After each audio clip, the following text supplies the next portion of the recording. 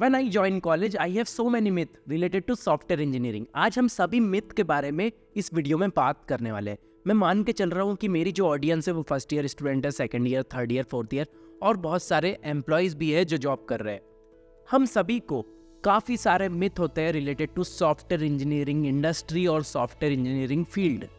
वो सभी मिथ के ऊपर हम आज बात करेंगे। पहले मिथ से हम स्टार्ट करते कि पहला मिथ जो हमें सबसे बड़ा होता है, अगर हम छोटे कॉलेज से आ रहे होते हैं, अगर हम छोटे स्कूल से आ रहे होते हैं और कोई ऐसे कॉलेज में जाते हैं जहाँ पे आपके कॉन्वेंट स्कूल के बच्चे आ रहे होते हैं, कुछ अच्छे स्कूल के बच्चे आ रहे होते हैं, तो पहला मिथ हमें क्या होता है कि मुझे इंग्लिश नहीं आती है, उसके वजह से मेरा प्लेसमेंट हो पाएगा या नहीं हो पाएगा, या मैं बहुत ज़्यादा अंडर कॉन्फिडेंट फील कर रहा हूँ क्योंकि मुझे इंग्लिश नहीं आती है। तो ऐसा बिल्कुल नहीं है यार, आपके पास 4 ईयर का टाइम है, आप थोड़ी बहुत इंग्लिश सीख सकते हो। बस स्पीक करते रहो, अपने फ्रेंड सर्कल के साथ बोलते रहो, खुद से भी बोलते रहो, तो आप 4th ईयर तक अच्छी खासी इंग्लिश सीख जाओगे। और अच्छी खासी इंग्लिश नहीं भी सीख पाए तो बहुत सारी ऐसी सॉफ्टवेयर इंजीनियरिंग की जॉब्स है जहाँ पे इंग्लिश से ज़्यादा कोडिंग मैटर करती है, आपकी माइंड की थिंकिंग मैटर करती है। तो ऐसा बिल्कुल नहीं है कि इंग्लिश बहुत इंपॉर्टेंट रोल प्ले करती है। हाँ, थोड़ा सा करती है कि आपको बोलते आना चाहिए, बट इतनी नहीं आना चाहिए कि आपने वोकैब भी सीख ली, बहुत ज़्यादा एक्सट्रीम लेवल पे इंग्लिश बोल रहे हो।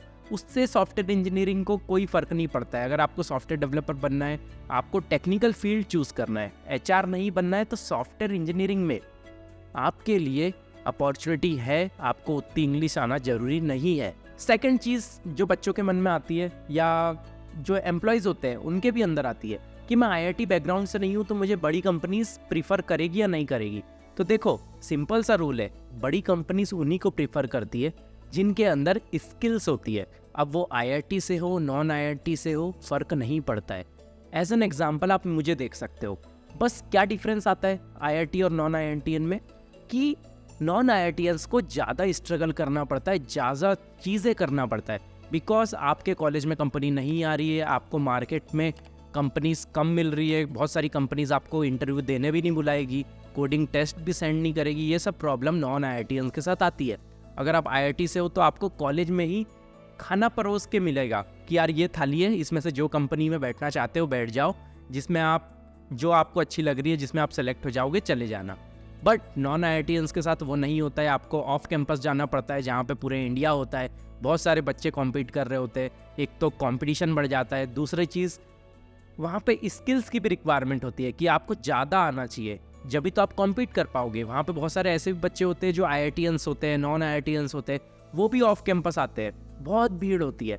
तो वहाँ पे आपकी स्किल्स मैटर करती है। आपकी अगर स्किल्स अच्छी है तो आप नॉन आईआईटीएन होने के बाद भी अच्छी कंपनी आपको मिल जाएगी, अच्छी कंपनी आप क्रैक कर लोगे। डिफरेंस क्या हो सकता है कि आपको कॉलेज के तुरंत बाद कंपनी ना मिले, 1 साल बाद मिल जाए, 2 साल बाद मिल जाए, बट मिलेगी ज़रूर अगर आपके अंदर स्किल्स है। और तीसरा जो बच्चों के अंदर डाउट आता है कि मुझे मैथ का जीनियस होना चाहिए अगर मैं सॉफ्टवेयर इंजीनियरिंग फील्ड में जा रहा हूँ। तो ऐसा ज़रूरी नहीं है, बहुत सारे काम ऐसे भी है जिसमें मैथ लिमिटेड लगता है, लॉजिकल थिंकिंग होती है बट अलग तरीके की होती है, बिल्कुल कोर मैथ्स वाली नहीं होती है।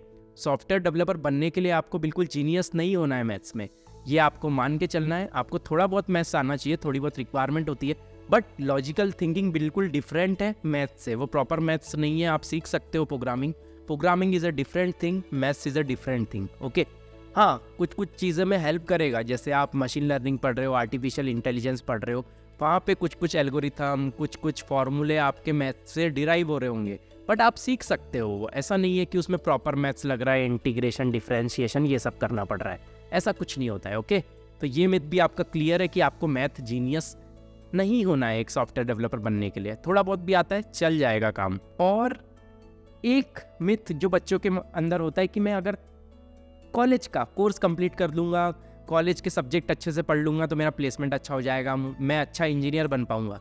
तो ऐसा बिल्कुल नहीं है, आपको अलग से चीज़ें पढ़ना होगा, अलग से स्टडी करना होगा। चाहे आईआईटीएन ही क्यों ना हो, वो भी अलग से स्टडी करते हैं, अलग से अपना प्रोजेक्ट बनाते हैं, अलग से डोमेन सीखते हैं, अलग से लैंग्वेजेस सीखते हैं। तो आपको अलग से पढ़ना होगा, टेक्स्ट बुक आपकी अकेली हेल्प नहीं करेगी प्लेसमेंट लेने के लिए और एक अच्छा सॉफ्टवेयर डेवलपर बनने के लिए। एक और पॉइंट जो सबके अंदर आता है वो आता है ग्रेड डिटरमाइन योर सक्सेस, कि जो मैं ग्रेड बना रहा हूँ कि मेरे 9 पॉइंटर है तो मुझे कंपनी प्रीफर करेगी, या 9.5 है तो मुझे और भी ज़्यादा प्रेफरेंस मिलेगी। तो ऐसा कुछ नहीं है। अगर आपके 6 है बट आपकी कोडिंग स्किल्स तगड़ी है, आपको डीएसए आता है, आपको डिज़ाइन पैटर्न आता है, आपको पता है कैसे प्रोजेक्ट वर्क करता है, कैसे चैट जीपीटी वर्क करता है, कैसे चैट जीपीटी की एपीआई के ज़रिए मैं प्रोजेक्ट बना सकता हूँ, अगर आपने ये सब चीज़ें करी है, ओपन सोर्स कंट्रीब्यूशन किया है, हैकाथॉन में पार्टिसिपेट किया है, ये सब चीज़ें करने से आप ग्रो करते हो, आप चीज़ें सीखते हो। अगर ये सब चीज़ें आपने करी है तो डेफिनेटली ऐसा ज़रूरी नहीं है कि आपके पॉइंटर्स कम हो ज़्यादा हो, कंपनी आपको प्रीफर करेगी ही करेगी। और बच्चों को एक और डाउट होता है कि यार मुझे सॉफ्टवेयर डेवलपर बनने के लिए, अच्छा डेवलपर बनने के लिए या अच्छा सॉफ्टवेयर इंजीनियर बनने के लिए दिन भर कोड करना पड़ेगा। ऐसा बिल्कुल नहीं है। अगर आप 2 से 3 घंटे डेली बेसिस पे कोडिंग करते हो तो 4 साल बहुत ही लंबा पीरियड होता है।